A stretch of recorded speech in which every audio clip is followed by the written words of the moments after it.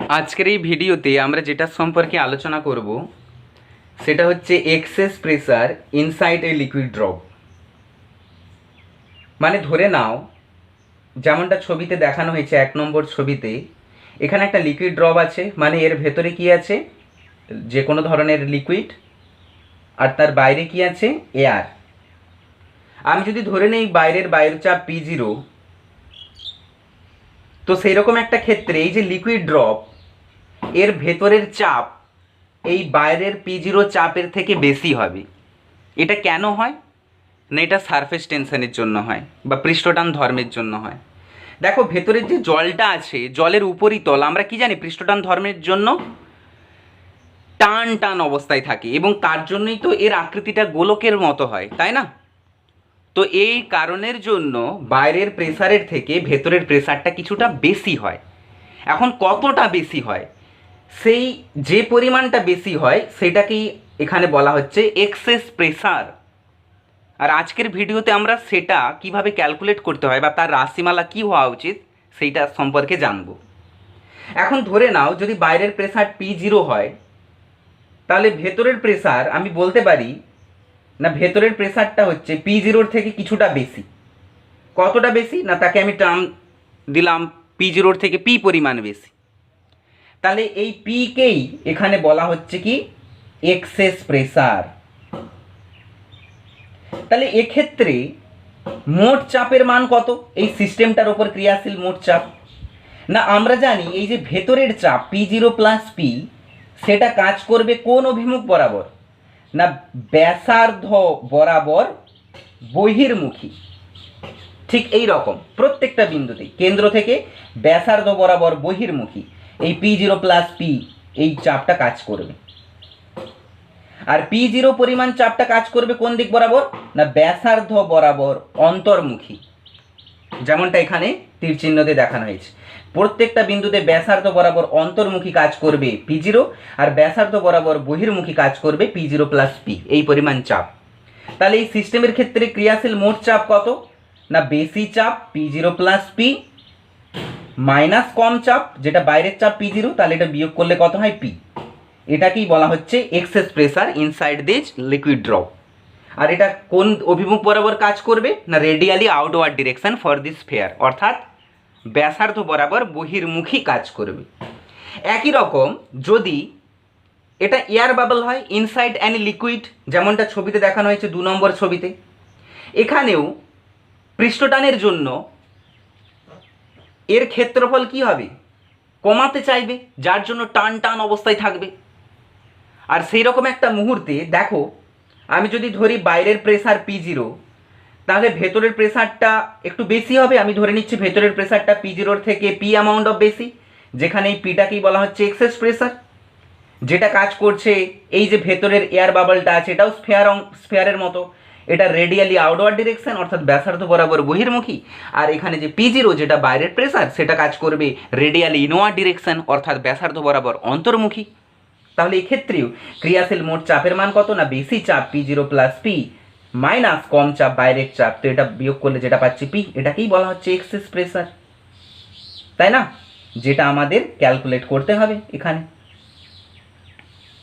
কি কথাটা বলছে ক্লিয়ার? আরেকটা জিনিস ভেবে দেখো, যে বাইরের প্রেসার P0 যদি বেশি হতো ভেতরের প্রেসারের থেকে, তাহলে নিশ্চয়ই বাইরের বাতাস এই লিকুইড ড্রপের ভেতরে চলে আসতো, তাই না?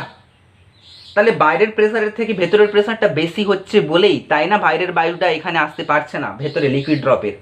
একই রকম এখানে বাইরের প্রেসারটা এই ভেতরে যে বাতাসটা আছে তার থেকে বেশি যদি হতো, তাহলে লিকুইডটা এই ভেতরের চলে আসতো, এখানে কোনো বাতাস থাকতো না। কিন্তু ভেতরের প্রেসারটা বেশি বলে, তাই না, বাইরের যে লিকুইডটা আছে সেটা এই ভেতরে আসতে পারছে না। কি কথাটা বলছে ক্লিয়ার? তাহলে এখন আমাদের কি বের করতে হবে, বা এক্সেস প্রেসার এই জিনিসটাই বা কি সেটা সম্পর্কে জেনে ফেললাম। এবার এটাকে ডিটারমাইন করার জন্য ধরে নাও এইরকম একটা স্ফিয়ার, সেম এই যে লিকুইড ড্রপের কথাটা বিবেচনা করলাম, এরকম একটা লিকুইড ড্রপ আছে, এবং সেই লিকুইড ড্রপের ব্যাসার্ধ কত আর, আর এই লিকুইড ড্রপের বাইরের প্রেসার যেখানে এয়ার আছে কত P0, আর ভেতরের প্রেসার কত P0 প্লাস P। তাহলে এখানে মোট লব্ধি চাপটা কত, যেমনটা এখানে বের করেছি পি, যেটাকে আমরা এক্সেস প্রেসার বলছি। আর সেই পি এর অভিমুখ কোন দিক বরাবর, না ব্যাসার্ধ বরাবর বহির্মুখী, এই দিক বরাবরই কাজ করছে পি, অর্থাৎ রেডিয়ালি আউটওয়ার্ড ডিরেকশন। ওকে, যে কোনো দিক বরাবর রেডিয়ালি আউটওয়ার্ড ডিরেকশন কাজ করছে পি।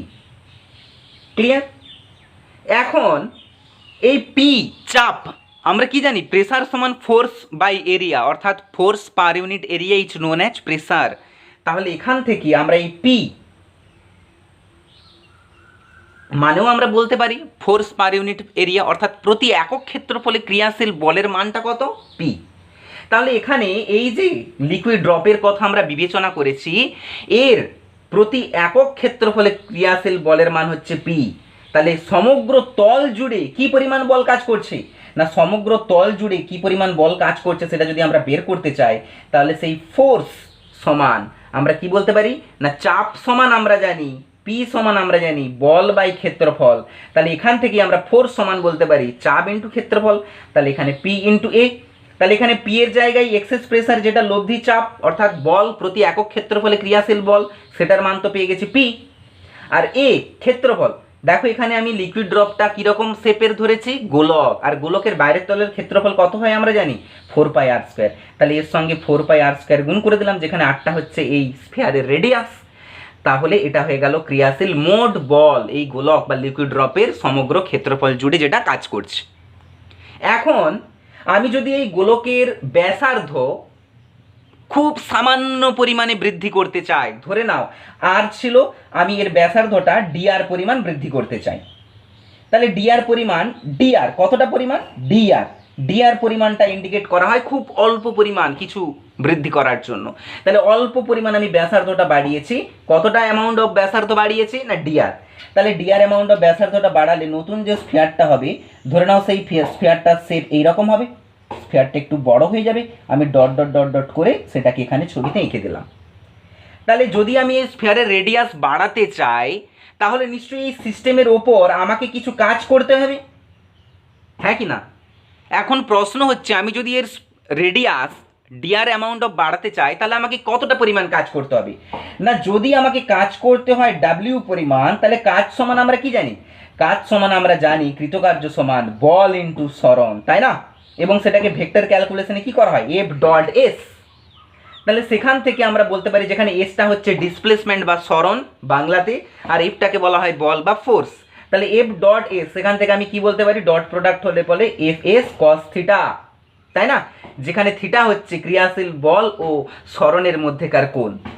এখন দেখো আমি এর ব্যাসার্ধ বাড়াতে চাই, ব্যাসার্ধ বাড়ালে এই যে পৃষ্ঠতল যেটা ছিল স্ফিয়ারের, তার সরণটা কোন দিকে হচ্ছে, ব্যাসার্ধ বরাবর বহির্মুখী সরণ হচ্ছে। আর আমি এর ব্যাসার্ধ বাড়াতে চাইলে আমাকে বলটা প্রয়োগ করতে হবে কোন দিক বরাবর, অবশ্যই এর ব্যাসার্ধ বরাবর বহির্মুখী, সেম ডিরেকশানেই বলটা প্রয়োগ করতে হবে।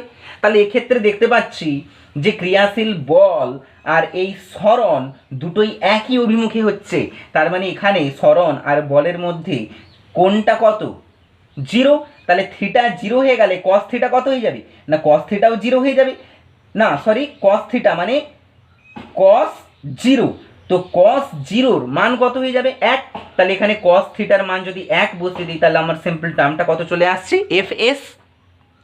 এখন এখানে ক্রিয়াশীল এফ এর মান তো আমরা পেয়ে গেছি, এফ এর মানটা কত পেয়েছি একটু আগে, না পি ইন্টু 4πr²।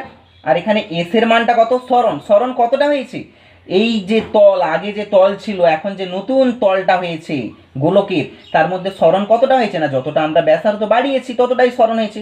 তাহলে এখানে পি ইন্টু 4πr² মানে ফোর্স ইন্টু তার সরণ ডিআর, এটাই হচ্ছে আমার কৃতকার্যের পরিমাণ। কি কথাটা বলছি বোঝা যাচ্ছে?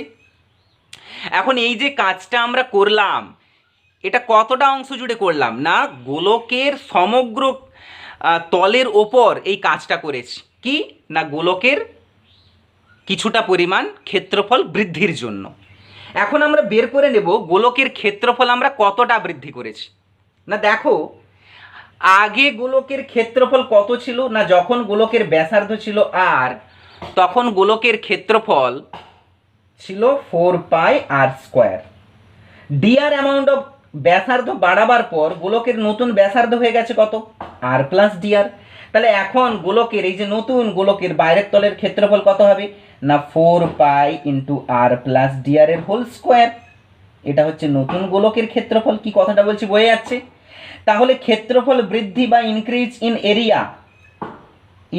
ইন এরিয়া বা ক্ষেত্রফল বৃদ্ধি কতটা হচ্ছে না নতুন ক্ষেত্রফল 4 পাই আর প্লাস ডিআর এর হোল স্কোয়ার মাইনাস পুরনো ক্ষেত্রফল 4 পাই আর স্কোয়ার।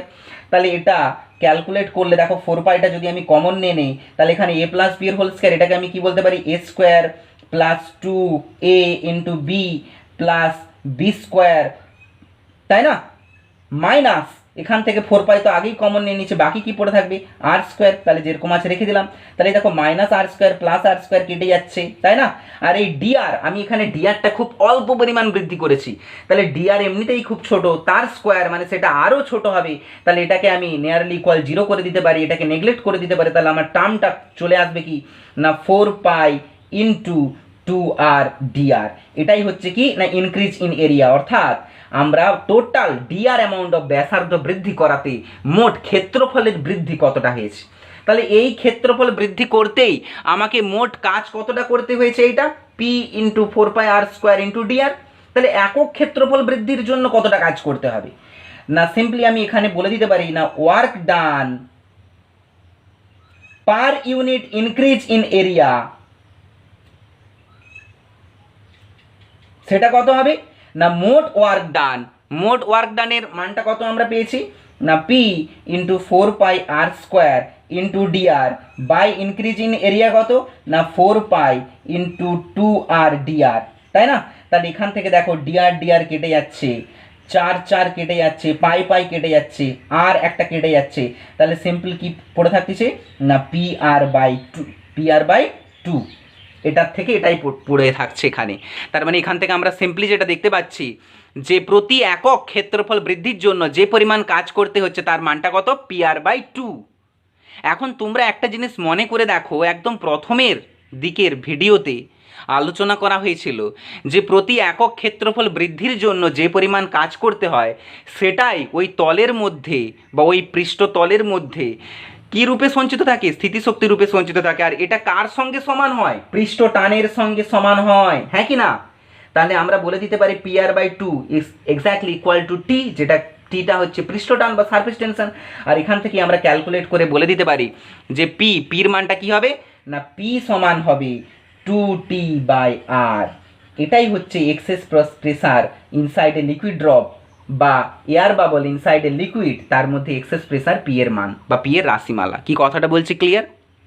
এখন যদি এটা লিকুইড ড্রপ বা air bubble inside a liquid না হয়ে যদি একটা সফট বাবল হতো, ধরে নাও এরকম একটা সফট বাবল আছে, তাহলে সেক্ষেত্রে এই এক্সেস প্রেসারের মানটা কি হতো। এটা জানার আগে তোমাকে একটু সিম্পলি একটু জেনে নিতে হবে যে সফট বাবল আর লিকুইড ড্রপের মধ্যে ডিফারেন্সটা কোথায়। দেখো সফট বাবলের ক্ষেত্রে এর ভেতরেও বায়ু আছে আর বাইরেও বায়ু আছে। তাহলে বায়ুর সঙ্গে লিকুইডের কন্ট্যাক্ট সারফেস, দেখো বাইরেও একটা তল বাতাসের সঙ্গে লিকুইডের কন্ট্যাক্ট সারফেস, আবার ভেতরেও বাতাসের সঙ্গে লিকুইডের একটা কন্ট্যাক্ট সারফেস হচ্ছে। তাহলে এখানে টোটাল কন্ট্যাক্ট সারফেস কতটা, দুটো তল, দুটো কন্ট্যাক্ট এরিয়া, মানে এয়ার লিকুইড কন্ট্যাক্ট সারফেস হচ্ছে দুটো। কিন্তু তুমি এই যে লিকুইড ড্রপ বা এই যে এয়ার বাবল ইনসাইড লিকুইডের ক্ষেত্রে বিবেচনা করো, বাইরে লিকুইড ভেতরে বায়ু, তাহলে এখানে বাতাস এবং লিকুইডের মধ্যে সারফেস তল কটা, একটাই। এখানেও একটাই, ভেতরে লিকুইড বাইরে বায়ু, একটাই সারফেস তল কন্ট্যাক্ট সারফেস। কিন্তু এক্ষেত্রে যদি সফট বাবল হয় তাহলে এখানে কন্ট্যাক্ট সারফেস কটা হবে, দুটো। তাহলে সেক্ষেত্রে ইনক্রিজ ইন এরিয়াটা কি হয়ে যাবে না এর সঙ্গে কত গুণ হয়ে যাবে, ইনক্রিজ ইন এরিয়াটা এর সঙ্গে যা আছে 2 গুণ হয়ে যাবে, কারণ যেহেতু এর দুটো তল। তাহলে এখানেও চলে আসবে কি 2 গুণ হয়ে যাবে। তাহলে এখানেও কি চলে আসবে 2 × 2, মানে এখানে টার্মটা কি হয়ে যাবে, এটা হয়ে যাবে pr/4, সেটা সারফেস টেনশনের সঙ্গে সমান হবে। আর সেক্ষেত্রে পি সমান কি হয়ে যাবে না পি সমান হয়ে যাবে 40/r, যেখানে টি হচ্ছে পৃষ্ঠটান বা সারফেস টেনশন আর আর হচ্ছে radius of this soft bubble. Okay, তো এই রকম টার্মটা হয়ে যাবে। তাহলে এটা তোমাদের মনে রাখতে হবে যে ফর সফট বাবল বা সাবানের বাবলের ক্ষেত্রে এক্সেস প্রেসার পি এর মান হবে 40/r, আর যদি সেটা লিকুইড ড্রপ বা এয়ার বাবল ইনসাইডে লিকুইড হয় তাহলে সেক্ষেত্রে এক্সেস প্রেসারটা হবে 2T/R। এই দুটো টার্ম মনে রাখবো, যেটা আমাদের বড় হলেও কাজে লাগবে এবং এখান থেকে অনেক ধরনের অঙ্ক আসতে পারে। দেখো 3টে প্যারামিটার আছে, যে কোনো দুটো দেওয়া থাকবে আর তার থেকে অন্যটা জানতে চাইতে পারে ম্যাথমেটিক্যালি। ওকে।